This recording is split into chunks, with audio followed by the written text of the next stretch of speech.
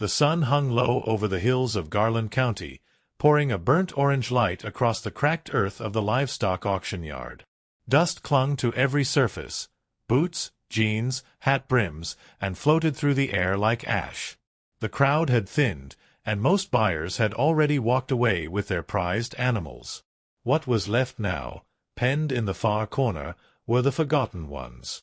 Weak, unwanted, waiting for the final insult, a bargain bid or a quiet bullet. Among them lay a broken chestnut gelding. His name, according to the rusted clipboard nailed to the fence, was Whiskey. Evie Monroe stood motionless, her fingers curled over the top rail of the wooden fence, staring at the collapsed body of the horse. His coat was dull, ribs visible, one eye half closed with the kind of exhaustion that comes not just from injury, but from abandonment. Her chest tightened at the sight. No one had bid on him. No one had even paused. Except her. In her mind, she heard her late father's voice. Frank Monroe, always blunt, always right. A good horse'll tell you when he's ready to go. You just gotta listen. But Whiskey wasn't saying goodbye. Not yet. Behind her, a few cowboys lounged by the truck beds, watching her like she was putting on a show. Buck Rawlins was the loudest among them. "Ain't worth the $10, he snorted, spitting tobacco near his boot. "She's cryin' over bones. Should take that act to the fairgrounds." Laughter followed, rough, bitter. But Evie didn't move. She hadn't cried. Not yet. She just couldn't look away from the horse. The auctioneer cleared his throat. "Lot 246. No papers. Chestnut gelding. Starting bid, $10. Silence. The horse didn't move. Evie's hand went up. The gavel fell. Some laughed louder this time, others shook their heads. A few whispered, "Damn fool." But one man, Jesse Wade Dalton, stayed quiet. He stood at a distance, arms crossed, watching her with a look that wasn't judgment. It was something else. Recognition, maybe. Or memory. Evie opened the gate and stepped inside the pen. The dirt was warm, soft beneath her boots. She knelt beside Whiskey, resting her hand on his sun-baked shoulder. His breathing was shallow but present. She leaned close and whispered, "You're not done." "I know it." His ear twitched. Just barely. But enough. As the crowd began to disperse and the light faded into twilight, Jesse remained still, watching the girl who refused to walk away, and the dying horse who, somehow, wasn't ready to be left behind. The truck rumbled down the gravel road, kicking up a trail of dust behind it as Evie sat in the passenger seat, her hand resting gently on the worn leather halter that now belonged to Whiskey. In the trailer behind them, the old gelding lay quietly on a bed of straw. He hadn't stirred much, but his eyes had opened just once before they loaded him. That flicker of life had been enough. Her heart still pounded from the weight of the choice she'd made. She didn't have a vet lined up. She barely had money left for feed. But something inside her refused to let him die alone in that pen. The ranch appeared on the horizon like a ghost from another life. The Monroe property, with its peeling white fences, crooked barn roof, and memories buried deeper than the well behind the house. Frank Monroe had built it with his bare hands, and Evie had once ridden Whiskey across those pastures when they were both young, full of energy, and untouched by regret. Now everything felt different. Smaller. Dustier. She slowed as they pulled in, heart tight with uncertainty. She parked near the old barn, stepping out into the silence of the early evening. Crickets chirped in the tall grass. The wind tugged at her braid as she walked to the trailer, bracing herself. Opening the door, she found Whiskey lying on his side, eyes blinking slowly in the dim light. For a moment she stood still, overwhelmed. Then she crouched beside him, laid a blanket over his back, and said softly, "Welcome home, old man." It wasn't much, but it was the best she could offer. Inside the barn, the air was thick with dust and forgotten things. Cobwebs clung to the beams. The old tack room smelled of leather and thyme. Evie found a space clear enough for a makeshift stall and filled it with straw and water, dragging an old fan from the corner to keep the air moving. Every motion felt familiar, but foreign, like muscle memory from a life she thought she'd left behind. As the stars came out, Darlene Bishop's truck pulled into the drive, headlights slicing through the dark.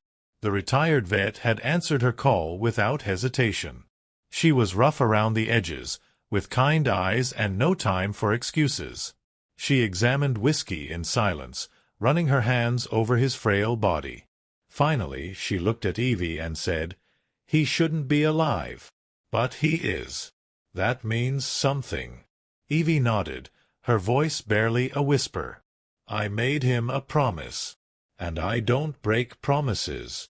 The mornings came cold at the ranch, even in late spring. Evie wrapped her flannel tighter around her waist as she stepped into the barn, the boards creaking under her boots. Inside, Whiskey still lay down, but his eyes followed her now. It was something.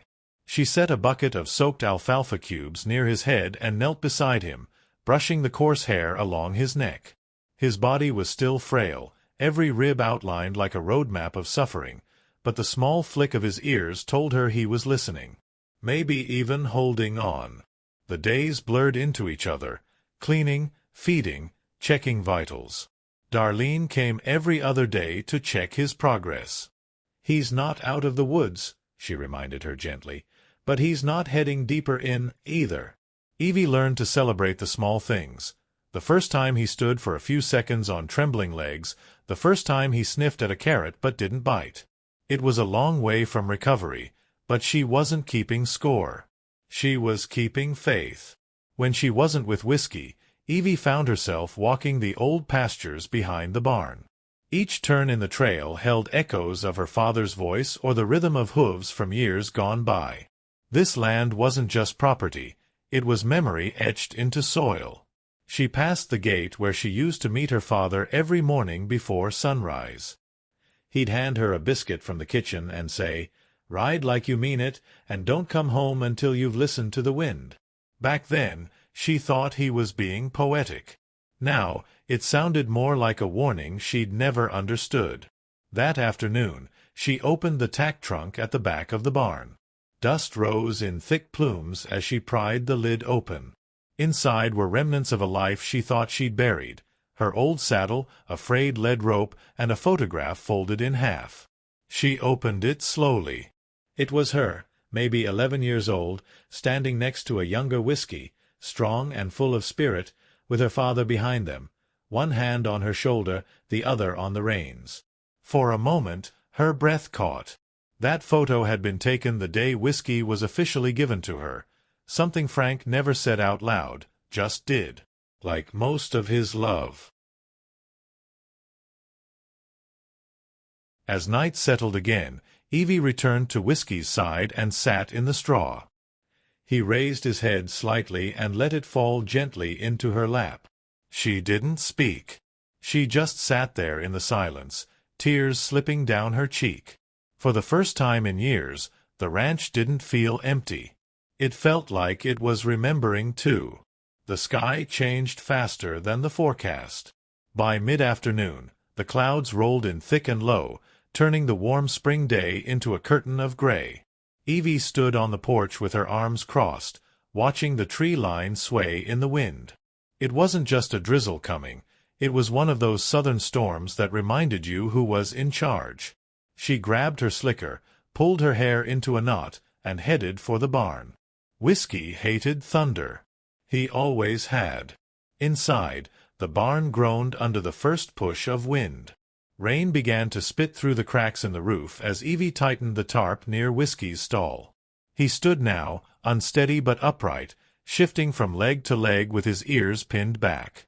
She moved to his side, speaking low. "It's just noise," she whispered, stroking his neck. "You've seen worse." But she wasn't sure if she meant the storm or everything that came before it.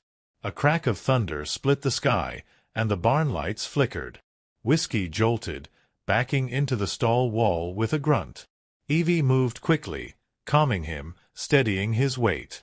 She didn't notice the sound of tires crunching gravel outside. Not until a voice called from the open barn doors. "Didn't expect to see you back here, Monroe." She froze. The voice was low, familiar, and dusted with something she hadn't heard in years: regret. She turned slowly to see Jesse Wade Dalton standing in the barn entrance, soaked from the rain, hat in hand, eyes unreadable. Time hadn't changed him much. Same square jaw, same way he stood like he belonged anywhere. But his gaze held something heavier now. Guilt, maybe. Or something close enough. Evie stood, her hand still resting on Whiskey's shoulder. "Didn't expect anyone to come around once the dust settled," she said plainly. The words came out sharper than she intended, but she didn't take them back. Jesse nodded, taking a few steps inside, eyes drifting toward the horse.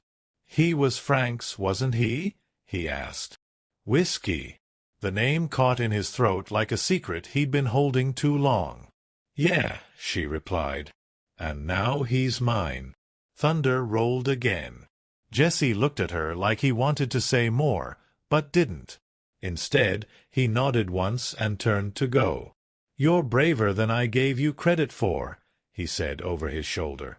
Then he disappeared into the storm, leaving Evie standing in the glow of the barn light, her heart pounding louder than the thunder outside. The morning after the storm smelled of wet cedar and churned earth. Sunlight spilled through the barn slats in wide golden bands, dust swirling like ash in the quiet. Whiskey stood in the stall, alert now, watching Evie as she brushed his side. His strength had returned just enough for him to stay on his feet. Each day was a small victory. But something in his gaze this morning stopped her. There was an intensity behind his eyes, not fear or pain. Something deeper. Recognition. She paused, brush in hand, and whispered, "What is it, old boy?" She stared into his dark eyes, and for a fleeting moment it felt like looking into someone else's. Not just any someone, her father. There was something hauntingly familiar in that quiet stare. The same way Frank used to look when he was thinking, not speaking. The weight behind the silence. She stepped back slowly. It wasn't logical. But it was real. That horse had known her father better than she ever did. Later that morning, she dug through the file boxes her father left behind in the old office. Dust coated everything, but inside one folder, she found a weathered envelope marked Private Monroe Ranch. Inside were a few yellowing papers and a vet record from over a decade ago. The name on the document made her throat tighten. Registered name, Whiskey Dancer. Owner, Frank Monroe. But scribbled in the margin was a note. "Return him to Jesse if anything happens to me." Evie sat back, stunned. Her father had never mentioned Jesse in the years before his death, and certainly never said Whiskey wasn't meant to stay here. The questions hit all at once. Why did Frank want Jesse to have him? What had happened between them? And why did Jesse disappear for so many years without a word? As if summoned by her thoughts, a truck pulled into the driveway. She looked out the window and saw Jesse Dalton step out slowly, eyes scanning the barn like it still belonged to another life. Evie met him halfway. No greetings. Just a stare that said, "We need to talk." She held up the paper. "Did you know about this?" Jesse didn't answer at first. He looked past her, toward the barn where Whiskey waited. His jaw clenched. Finally, he said, "Your father and we had a history with that horse. But it's not mine anymore." He made his choice. Evie narrowed her eyes.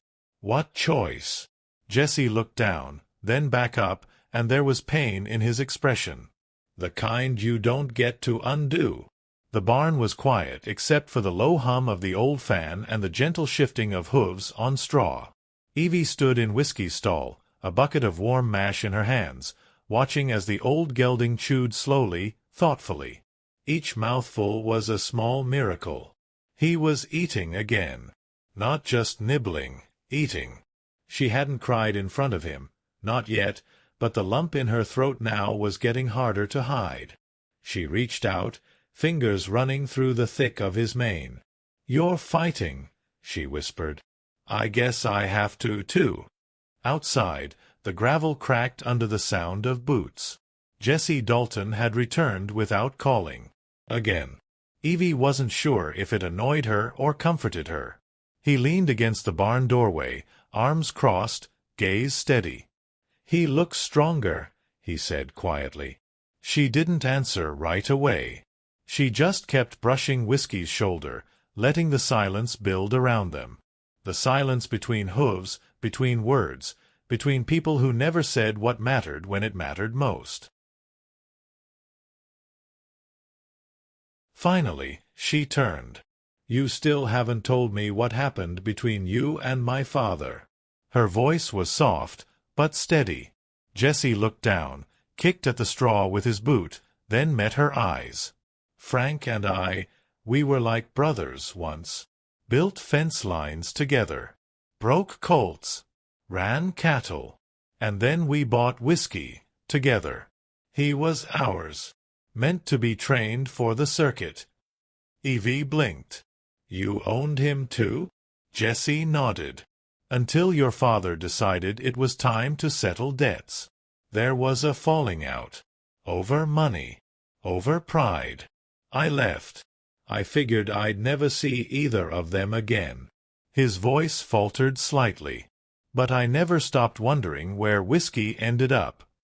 The barn filled with the smell of hay and oil, the kind of scent that sticks with you for life. Evie sat on the edge of the stall wall, absorbing every word. "So, he left the horse behind. And you left us." The words weren't meant to hurt, but they did. Jessie's face shifted, just barely. "I thought I was doing the right thing. Letting go. But some things don't let go of you." At that moment, Whiskey let out a low nicker and took a step forward, his hooves clopping softly on the wood. Both Evie and Jessie turned toward him. It was the first time he'd moved across the stall without hesitation. The silence broke, not with words, but with hooves, and somehow it said more than either of them could. The wind had shifted again. That dry southern breeze rolled in just before noon, carrying the smell of mesquite and memory across the pasture. Evie stood near the east fence line with a hammer in one hand and a bucket of nails in the other. The boards were falling apart, just like everything else her father left behind. Every time she tried to fix something on this ranch, it felt like she was patching together a broken version of him. But she kept doing it. Because something inside her needed to rebuild what was left, even if it wasn't for him. Behind her, Whiskey stood at the barn gate, unhaltered, unchained, just watching. He hadn't wandered far in days, even with the stall door left open. But this morning had been different. He'd walked into the sunlight on his own. His legs trembled, sure, but they held. Evie glanced back every few minutes, half expecting him to collapse again. But he just stood there, alert and calm, like he remembered this land, too. Then came the sound that stopped her, the soft, rhythmic beat of hooves in motion. She turned slowly to see Whiskey moving toward her across the field, uneven but determined. The old gelding picked up speed, not a run, but more than a walk. A choice. She dropped the hammer, hands trembling, heart caught in her chest. "That's it," she whispered. "Come on, boy." But the moment turned when his front hoof caught a loose board near the lowest part of the fence, one she hadn't secured yet. The post snapped. Wood cracked. And the entire section gave way under his weight. Whiskey stumbled, but he didn't fall. He stood on the other side, legs spread, chest heaving, free. Evie ran to him, sliding to her knees in the grass, wrapping her arms around his neck. He didn't flinch. He just stood there, warm and solid, with the sun glowing behind him. The fence had broken, but not like she feared. Not in failure. In release. Later that evening, Jessie showed up with a coil of new fencing wire in the back of his truck. "He break it?" he asked with a smirk. Evie smiled, brushing her hands on her jeans. He walked through it like he owned the place. Jessie looked out over the field, then back at her. Maybe he does. Evie didn't answer right away. She watched Whiskey grazing near the far tree line, moving freer than he had in weeks. He's not the only one starting over, she said softly, almost to herself. The attic above the old ranch house was exactly how Frank Monroe had left it, dusty, dim, and heavy with the scent of time. Evie climbed the creaking wooden ladder slowly, flashlight in hand, unsure of what she was even looking for. But something in her chest had been tugging all morning. After Whiskey's breakthrough, after the fence, something had shifted inside her too. She needed answers, real ones, not just half-truths left behind in fading memories and passing glances. She moved past boxes labeled with dates and seasons, old feed records, faded tack catalogs. Then, in the corner, beneath a moth-eaten saddle blanket, she found a small cedar chest. Her father's initials were carved into the lid, worn smooth by time. It wasn't locked. Inside were letters. Dozens. Some sealed, some yellowed and folded neatly. One was addressed in handwriting she recognized instantly, her mother's. Evie's breath caught as she unfolded it. The letter wasn't romantic. It was a warning. Her mother had written to Frank about his growing obsession with a horse he believed was more than just an animal. Whiskey, she wrote, had become a mirror for him, a way to relive his youth, to escape the choices he couldn't undo. She begged him to let go, to stop projecting his failures onto a creature that couldn't fix him. The last line hit the hardest. She's your daughter, Frank. She's not a second chance. She's your only chance. Evie sat back, heart racing. For so long, she thought her father had simply been cold, closed off. But maybe he hadn't known how to love in the right ways. Maybe Whiskey wasn't just his partner. He was the vessel through which he poured everything he couldn't say out loud. And maybe giving her that horse, all those years ago, was his way of saying, "I see you." That evening, she sat beside Whiskey under the cottonwoods, the letter folded in her pocket. She read some of it aloud to him, her voice cracking. He listened, still and steady. "You were never just a horse," she said, brushing his muzzle. "You carried all of it, didn't you?" When she looked up, Jessie stood near the fence, watching her silently. He didn't interrupt, just tipped his hat gently, as if he knew, some truths don't need to be spoken. They only need to be understood. In that moment, Evie realized her father hadn't just left behind land, tools, or debts. He left behind a path, and it was finally beginning to make sense. The sun had just begun to rise over Garland County, painting the fields in soft gold when Evie tightened the girth on Whiskey's saddle. His coat shimmered in the light, healthier now, richer in color, and full of life. He stood calm but alert, ears forward, eyes sharp. She hadn't ridden him in years, not since before he fell into that long decline. But today wasn't just about a ride. It was about memory, redemption, and making good on something everyone said she couldn't do. She guided him toward the open field behind the auction yard, the same one where it had all started. A local fundraiser was being held there, and many of the same faces were present. Buck Rollins, arms crossed, leaned against the same fence he'd mocked her from months ago. His buddies, Zeke, Travis, and Stubby, laughed quietly as they watched her approach. The air was thick with expectation. Whispers moved like wind. "That's the same horse? Can't be. She's gonna fall flat." Evie didn't look at them. She didn't need to. She only had eyes for the open stretch of field ahead, and the horse beneath her. Whiskey stepped forward slowly at first, then with growing confidence. His hooves pounded softly against the dirt, building rhythm. With each stride, the doubt that had clung to her shoulders began to fall away like dust shaken from an old coat. She leaned forward and whispered, "Let's show them." As they picked up into a canter, The world around her fell silent. No laughter. No judgment. Just wind in her ears and the solid, reassuring power of the horse who refused to die. She felt his heartbeat under the saddle, strong and steady, like a drum that had been waiting years to play again. Her eyes blurred with tears, not from fear or pain, but from something she hadn't felt since she was a girl: freedom. She brought Whiskey to a smooth stop near the fence line, where the men stood slack-jawed. She slid off, gave Whiskey a pat, and looked straight at Buck. "Still think he wasn't worth the $10? She asked. Buck opened his mouth, then closed it. No words came. From the far end of the field, Jesse approached slowly, leading his horse. He stopped beside her, removing his hat. "Frank would have been proud," he said softly. Evie smiled, brushing a hand along Whiskey's neck. "Maybe. But I'm proud of him. And me." The applause started slow, unsure, then grew. It wasn't loud, but it was enough. The days that followed were quiet, and for once that quiet didn't feel like emptiness. It felt like peace. Evie sat on the front porch of the old Monroe ranch house, a cup of coffee in her hands, watching the wind roll gently through the fields. Whiskey grazed not far from the fence line, his coat glistening in the morning sun.